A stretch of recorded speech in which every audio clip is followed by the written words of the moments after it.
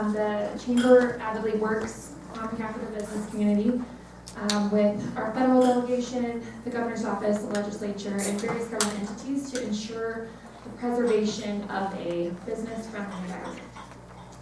Our board of directors have recently identified the fact that cybersecurity has to be prioritized to preserve the success of our economy. So, in response to the rising threats, the Chamber has chosen to convene a Cybersecurity Leadership Council. The council is composed of both public and private partners, and their mission is to provide strategic guidance to the state and educate our broader community on the shared responsibility of cybersecurity. And yes, everybody in this room is a part of that shared responsibility, and we all have a role to play in securing our state. We have three talented individuals here, each with knowledge and expertise that we can rely on. And I'm excited to hear from them today. We're going to give each of them a chance to present separately, and then at the end, we're going to have 30 minutes for Q&A. So feel free to write down your questions and concerns as we go along, and ask those questions at the end. And I'll let Jeff take over.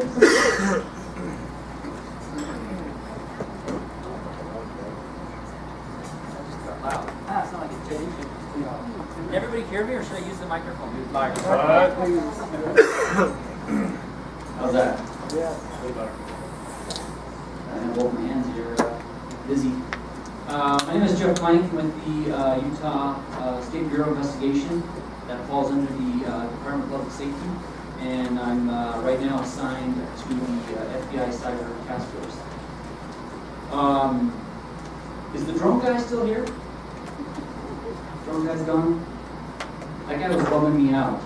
Because I want a drone really bad, and I've been saving money for one.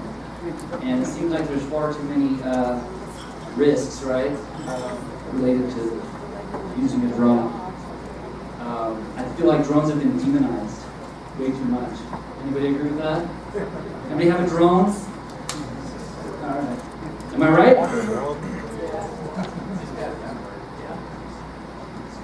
All right.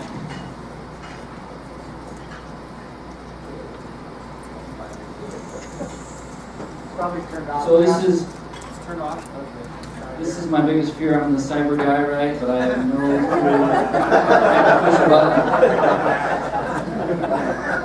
There we go.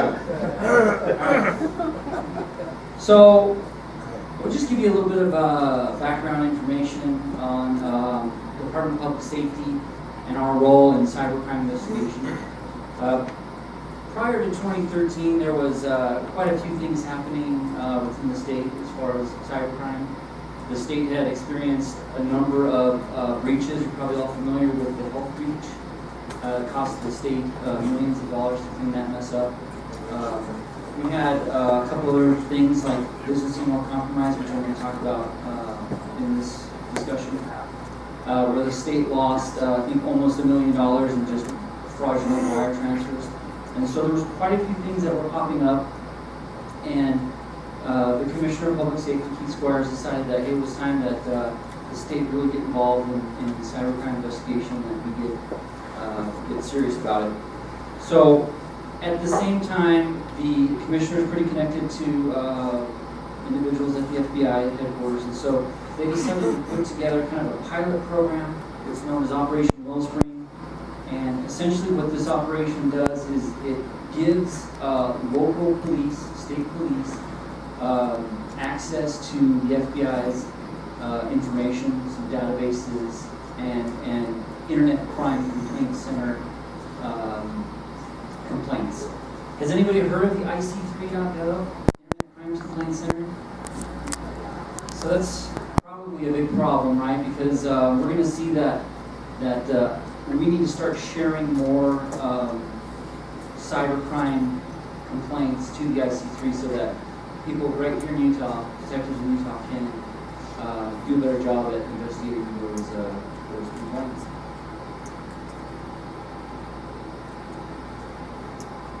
So what is IC3.gov? Again, it's the Internet Crime and Complaint Center, and it's really, for law enforcement, it's a really powerful tool.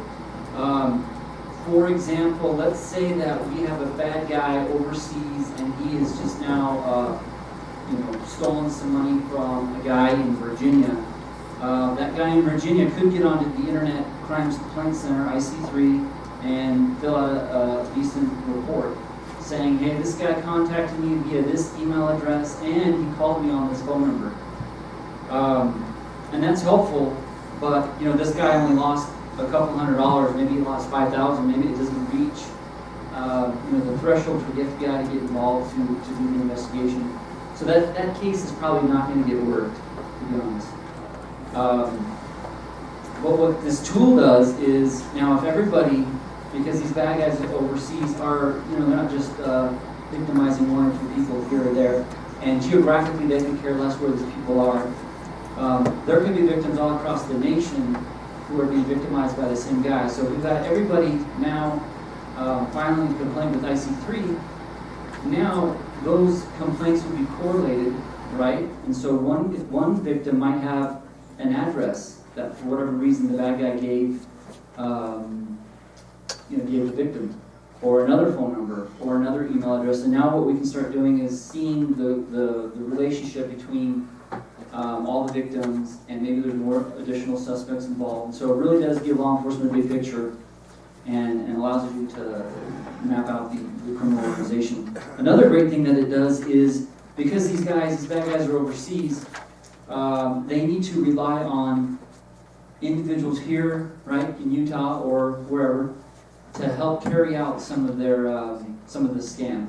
Usually it's receiving money, sending money, and so a lot of times these people don't realize that they are facilitating this crime, right, until the police knock on their door and say, hey, why did you receive this money, or why did you send this money?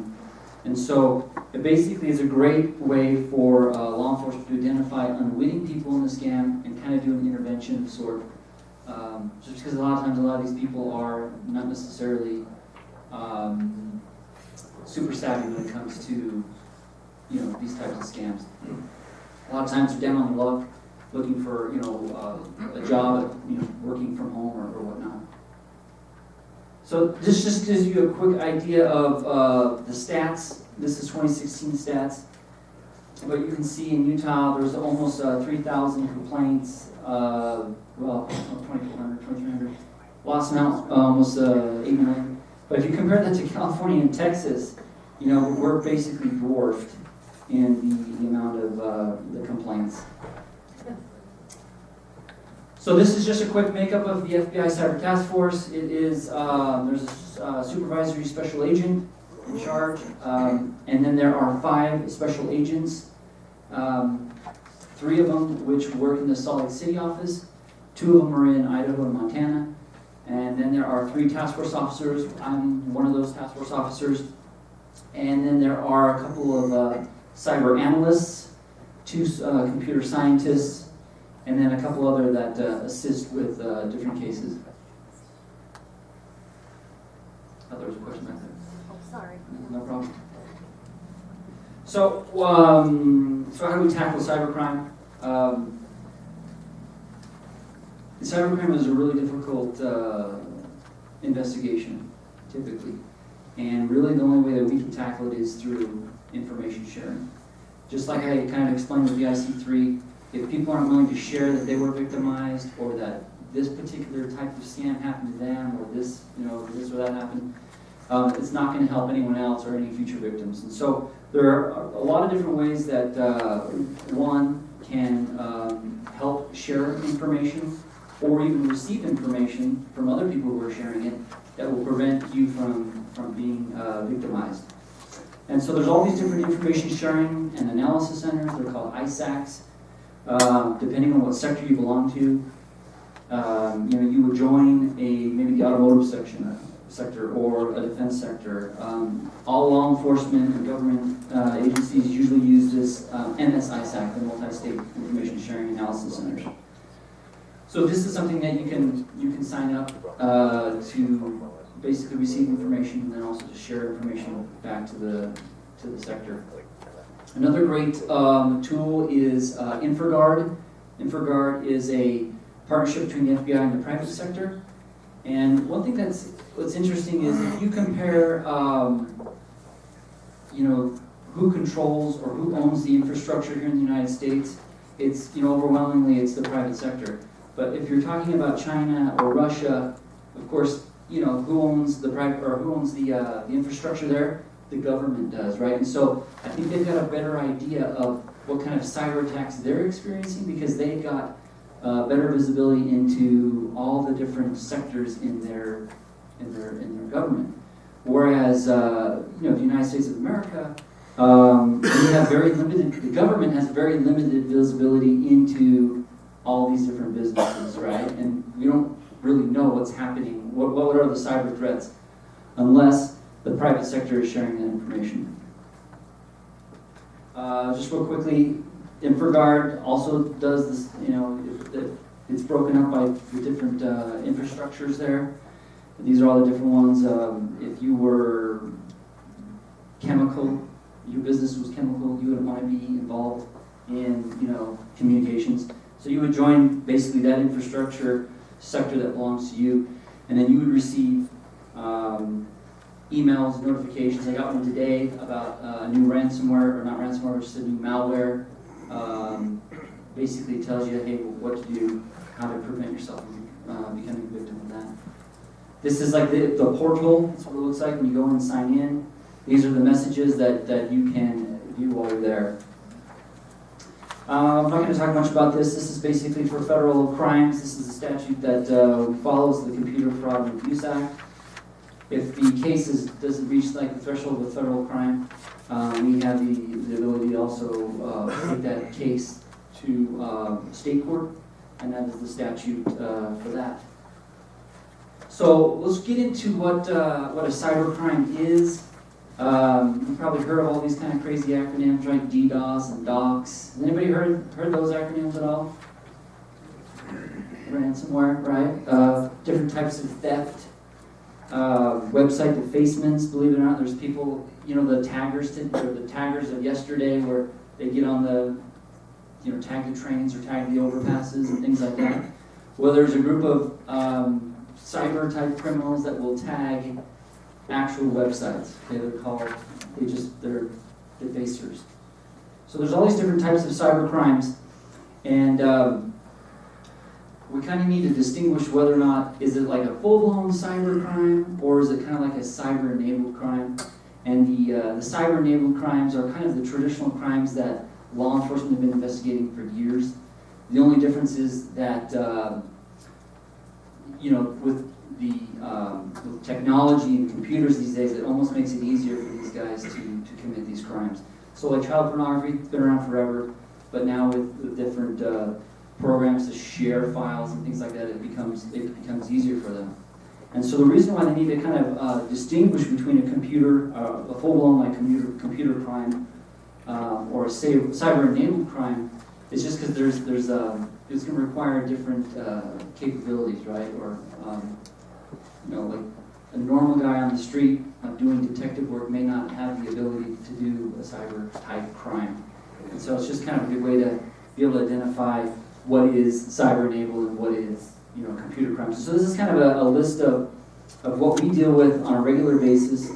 A business email compromise, also known as CEO fraud, I'm going to talk about that. Purchase order fraud, classified ad fraud, different types of lottery scams, romance scams, W-2 fraud. So these are things that have been around for a long time.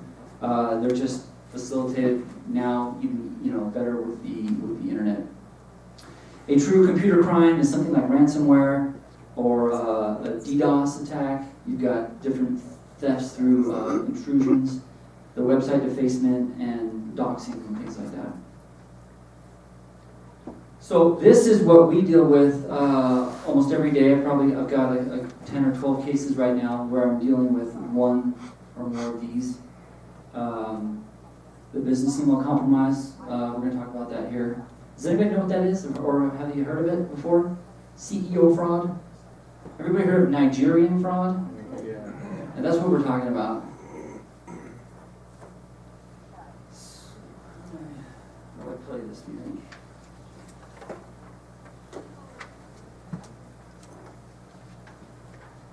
Hey Siri, read me my unread emails. Press us have sent you an email about. Life-changing opportunity as you please. It says, I have a once-in-a-lifetime investment opportunity for the making of many millions of currency. Would you like to reply? Yeah. Okay, what would you like the email to say? Sign me up. Okay, Bill, here's your email message to Princess. Are you there? So that's, I mean, all of these things that we do are these Nigerian fraud scams. The Nigerians have just gotten really good at making things a lot harder to detect, right? So, you know, how many of us would have fallen for something like that? Probably not. But there are other means that they will do to trick a lot of people up. And one of those is this CEO fraud, or the business email compromise fraud. So I've got just a couple different clips I took off the internet. This is a very common occurrence. CEO fired after a fake CEO email scam cost the firm $47 million.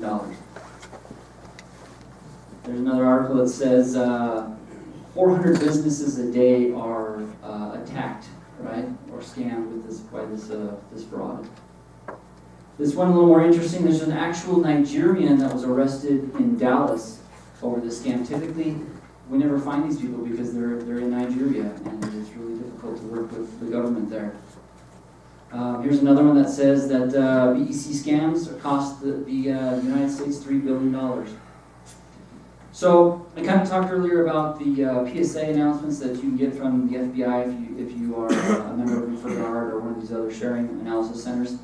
And this is kind of a good example. In the PSA, it basically gives, you know, what is the issue, what is the scam, a little bit of a definition, some statistical data, and I chopped quite a bit out of here just so I can get it all on one screen here. But you can see this is dated June of last year, but that since 2015, there's been a 1,300% increase in this business email compromise scam. And again, combined exposed dollar loss is $3 billion. So it's a huge problem, and we're seeing this quite a bit in state and local government. So a lot of, if you've, just 6 months ago, I think there was a couple different counties down in the south end of the state that were victimized by this scam. I'm not going to show this, it's a little lengthy. What I want to do is just quickly give you guys an idea of what this scam looks like, so that if you're ever receiving an email, or if you guys are in a position to, anybody here in a position to send a wire for your, okay. Have you had any training on this type of fraud? Not really. Okay.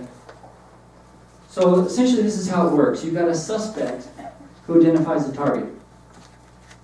And once he identifies the target, he's going to quickly go out and get an email address that is very similar to the target, right? The CEO of that particular business or target.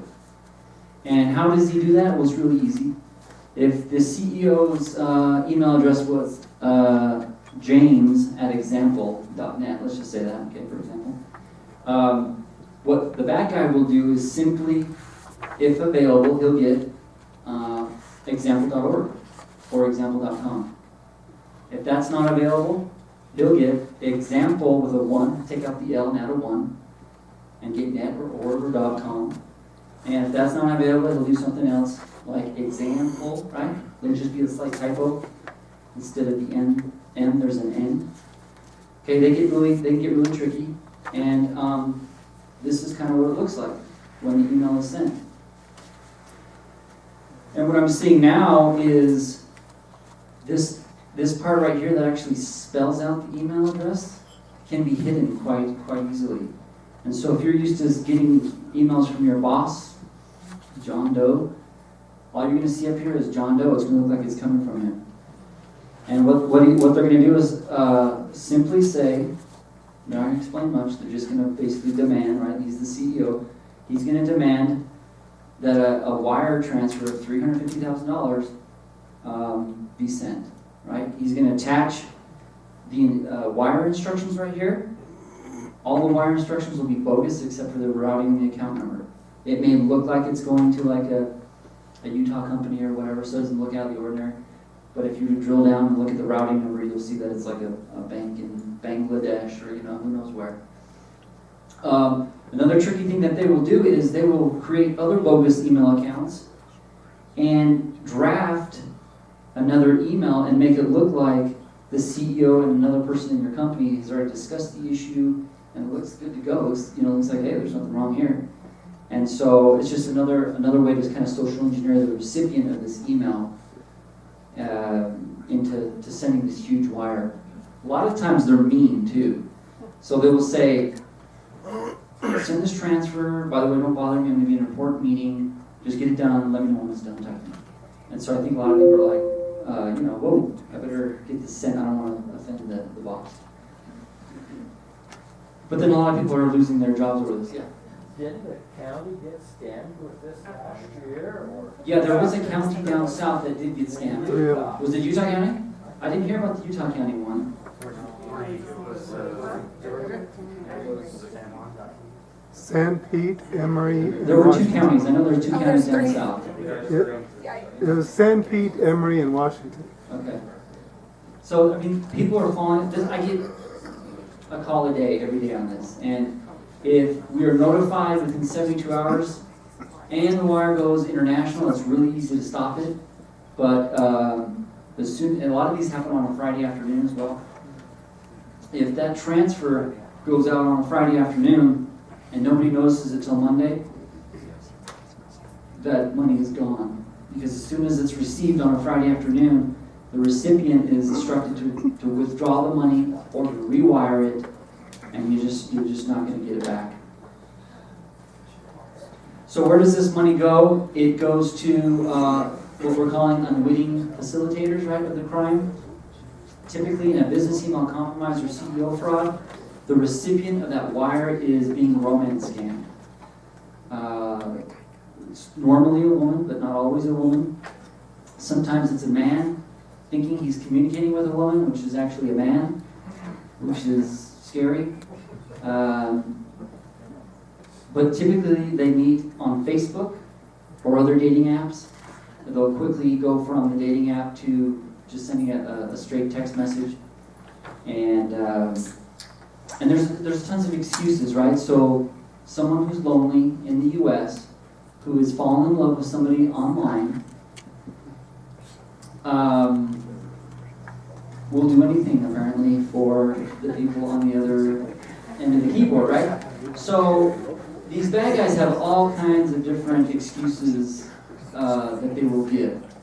I'm going through divorce, I don't want my ex-wife to get the money.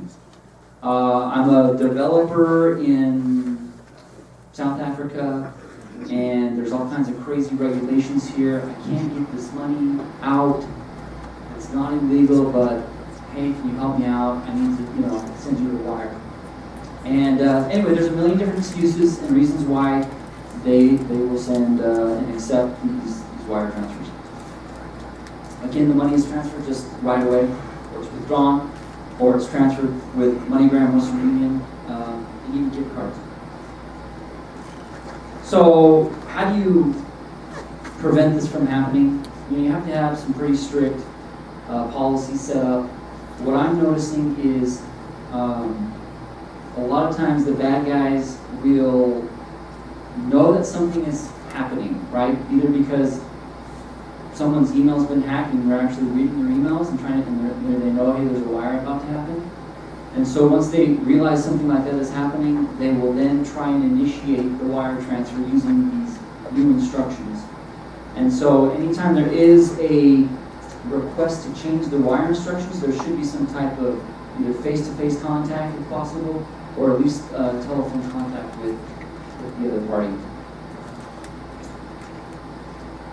Another thing, I would not put any forms on the internet. A lot of times I know, especially in purchase order fraud, forms are put on there so that people can grab them and use them to facilitate purchasing and things like that. But what happens is the bad guys get these forms and then it just makes it easier for them to impersonate companies.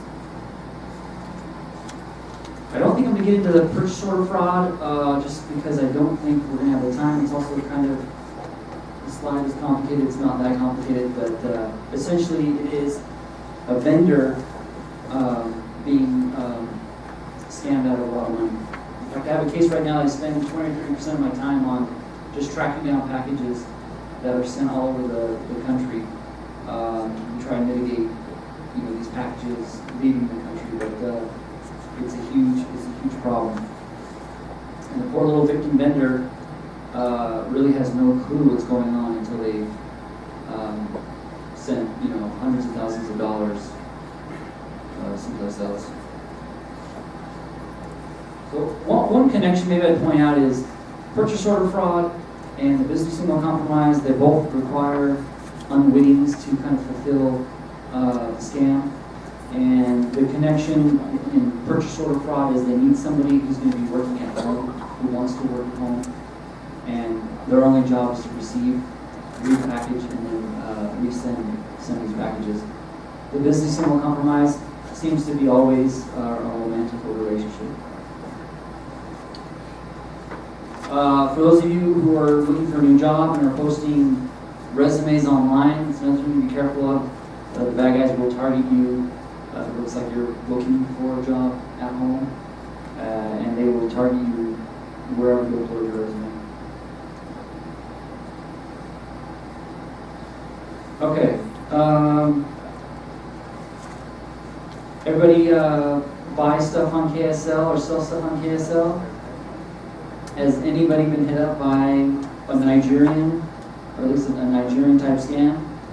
Right, I have to put at the bottom, fraudsters or something to point out that I can recognize a Nigerian scam, right?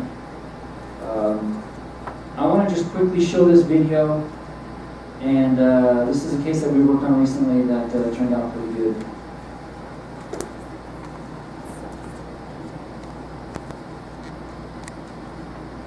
KSL classifieds are easily the go-to place to buy and sell items here in the state of Utah. And the last thing you want is for you to be the next victim in a scam, like the one Debbie Dujanovic has been tracking down for quite some time now. And Debbie, tell us about this, because this is a fascinating story. Well, stay tuned for the end of the story, because there is a big payoff. A woman from Syracuse needed a little extra money after her divorce, so she posted an ad on KSL Classifieds. She had no idea her wedding ring sale would uncover an international fraud ring. So, this is going to lead to somebody else's happily ever after. Jennifer Smith got the offer by text. He said that he'll pay $10.50. He said that he was out of state and the easiest way to transfer the money was through PayPal. I never used it before. That's easy. She just jumped online, set up a PayPal account. Before she knew it, she got an email. Payment had been received. Next, she overnighted her wedding ring from Utah. Shipped it 2,000 miles away to a guy who lives in a small town in Maryland. But then, this email, payment delayed? Wait, she called PayPal. PayPal notified me that I was being scammed. It was horrible.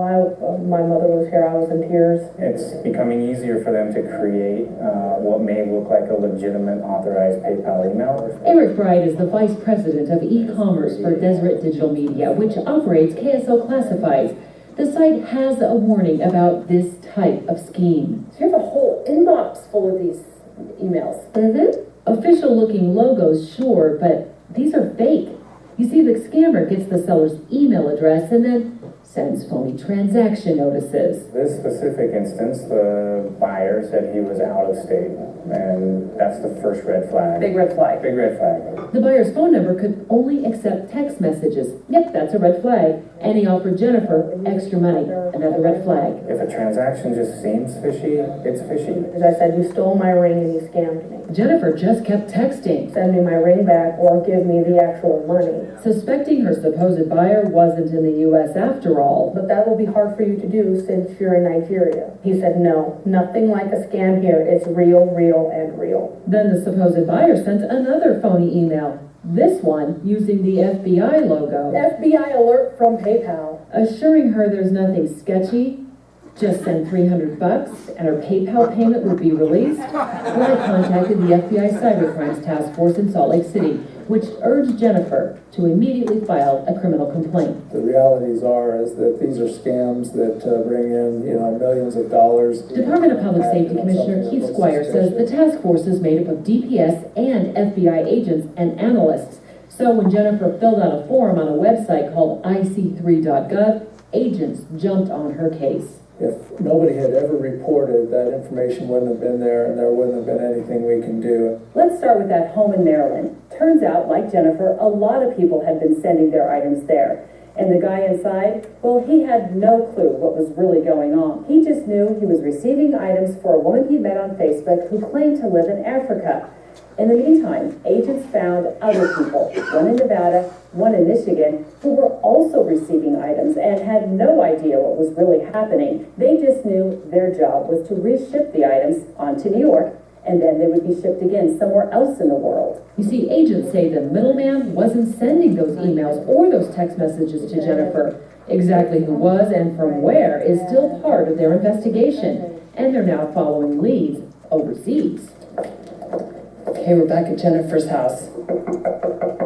This is great news. This rarely happens. Let's see it. Police in Maryland found Jennifer's wedding ring still inside that home. Did you ever think you'd see your ring again? I did not. I was so thrilled. So thankful to FBI and DPS agents and to KSL. I am thrilled with KSL. I was able to put my story out so that hopefully other people can learn and not make the same mistakes that I did. And investigators have returned other stolen items they found to the rightful owners as well, so there's more good news. And here's another way to spot this fraud. PayPal tells me they always include your first, last name, or your business name in any email they send. In Jennifer's emails, they all started, Dear Merchant. As for any scammers trolling KSL.com classifieds, the site does work with law enforcement to solve crimes, so consider yourself warned. It's difficult because they make these emails and these websites so realistic, it's hard to tell the difference. Cut and paste. And here's some more good news. Jennifer promises me she's going to keep the ring now. Okay, good. Probably wise, huh? Okay, good stuff, good stuff. All right, we're... Okay, so I guess the point here is it's more of a personal type recommendation is just not to, it probably doesn't affect work and risk management and things like that, but these fraudsters use some of the same tricks in every scam, and you just need to be really careful. I wouldn't do business via text. That's probably a bad idea. Would not click on any links that anybody sends me. If they say, hey, you need to go to PayPal, I would navigate to PayPal on my own, not use their link. And just be very careful if anyone tries to pay you extra money, right, for that $10 stroller you're trying to get rid of. All right, I'm going to skip some of the hacker stuff and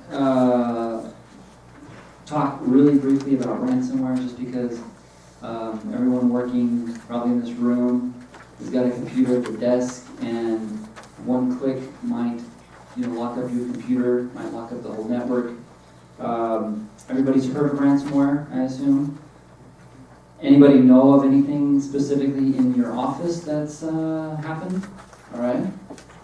We had the county commissioner open an email and click on a link, and he came back and his computer was locked up and said, if you send some money, we will decrypt your hard drive for you so you can use it again.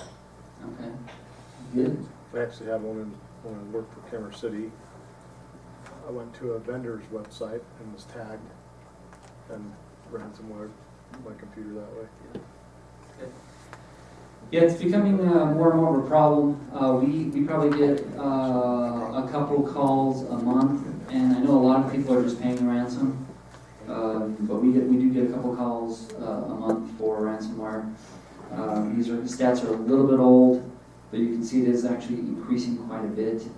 Of course, these stats are only good through the first couple months in March. I'm not going to talk about the stages of ransomware, but this is kind of what would happen. So, in order to get infected by ransomware, you essentially have to click on a link, or you open an attachment, right? Or maybe you're visiting, you're just surfing the web, and maybe you get what's called some drive-by ransomware, where there might be an ad or something on that page that then infects your computer. But just real briefly, this is what will pop up when you're infected.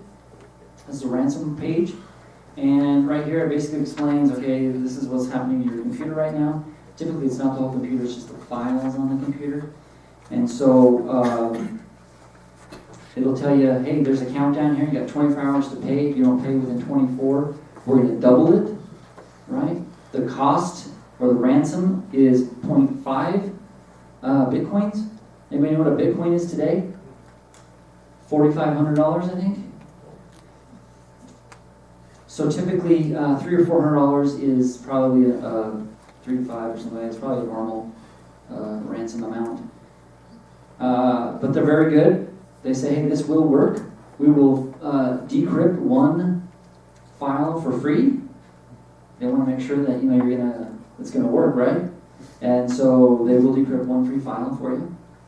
Essentially, once you get your Bitcoin, you figure that out. Then there's a wallet right here. And this is where you send your Bitcoin. So years and years ago, when ransomware was a thing when it first got started, they would just lock up the whole computer. But they found out that, hey, it's really hard for these guys to pay the ransom if their computer's locked up. So now they just lock up the files on the computer. So you can still actually use it. Various, all kinds of different variants of ransomware. I'm not really going to get into any of those, but I want to show this last thing. This will be the last thing that we talked about. This is a ransomware case that we worked on, and Debbie Dujanovic is really good at that. She does a lot of great stories. She got a few things wrong, and we'll talk about that when it's over. It's really scary, and you never know if you're going to get your data back. Your data held hostage until you pay a ransom. The growing threat is locking more of us out of our computer files. Deanie, the KSL investigators found these cyber crooks are getting sneakier. Certainly are. Debbie Dujanovic showing us 3 new ways that they're tricking us to download this virus. And one thing to do, so you never have to pay the ransom. Yeah, if you watch this entire report, you'll see it can happen to anyone who owns a computer. Both PCs and Macs are at risk.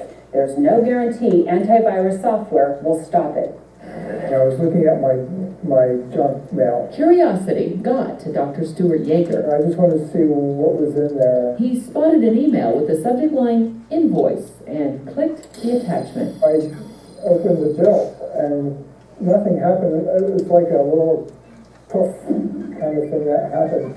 Something big did happen. That poof unleashed a vicious computer virus known as ransomware. It took his computer files hostage. The spreadsheets and the word processing files. If he ever hoped to access them again. Then I had to pay this ransom, and if there's nothing I could do. It's like robbing a bank where you go with a shotgun or pistol and you're face to face with a potential He's the supervisor of the task force. FBI Special Agent James LaMadrid says ransomware is lurking in places we might not suspect, like online ads. A bunch of shoes ads come up, and you think, oh, those are the shoes that I want. You click on that, that could also be loaded with malware to infect your computer. So it's not just attachments. Legitimate sites like the New York Times, MSN, AOL got hit by infected ads.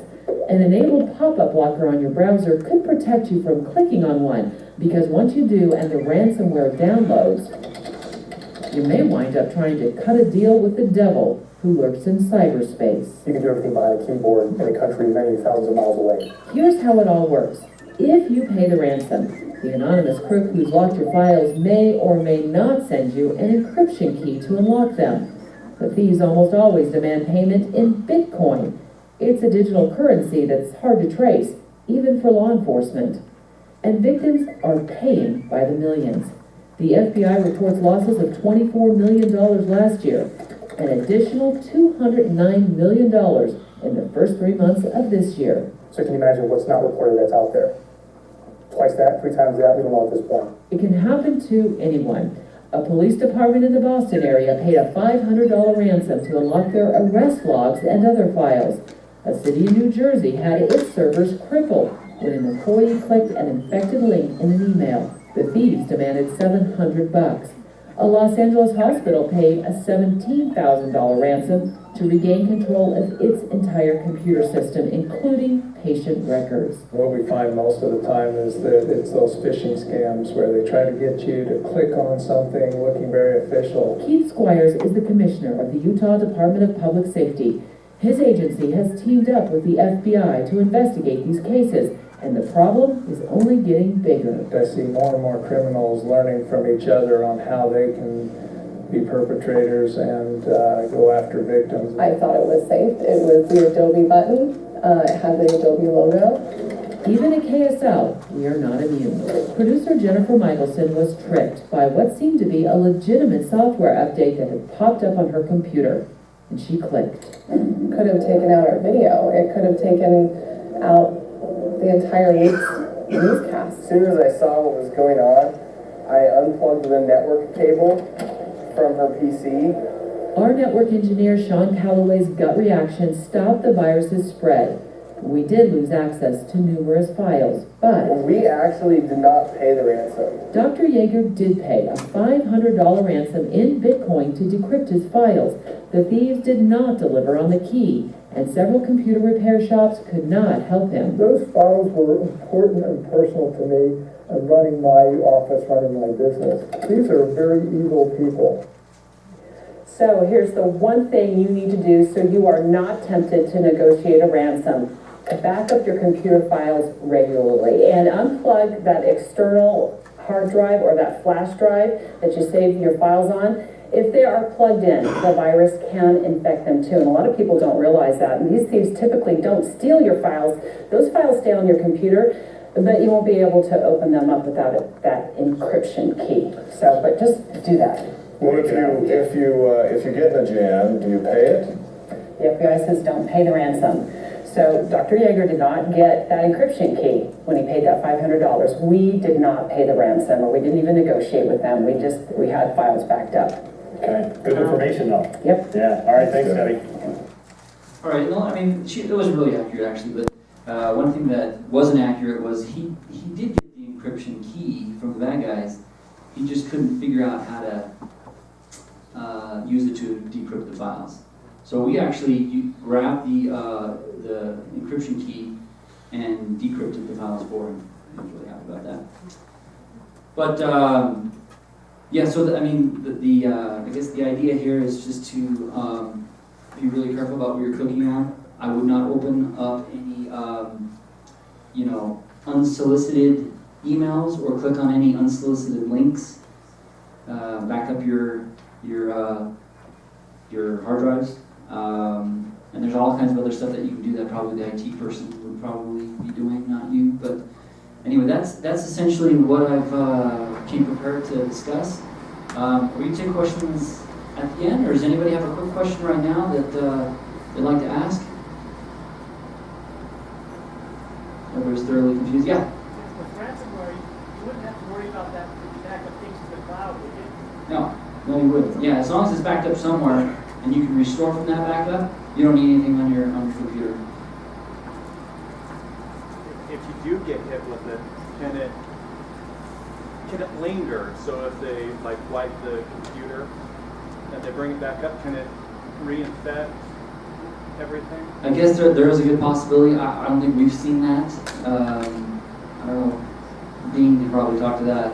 Yeah, so only if it's something that infected the hardware of your computer is it likely to persist. That's a more sophisticated attack. We don't typically see that in consumer-based ransomware attacks, but it's theoretically possible.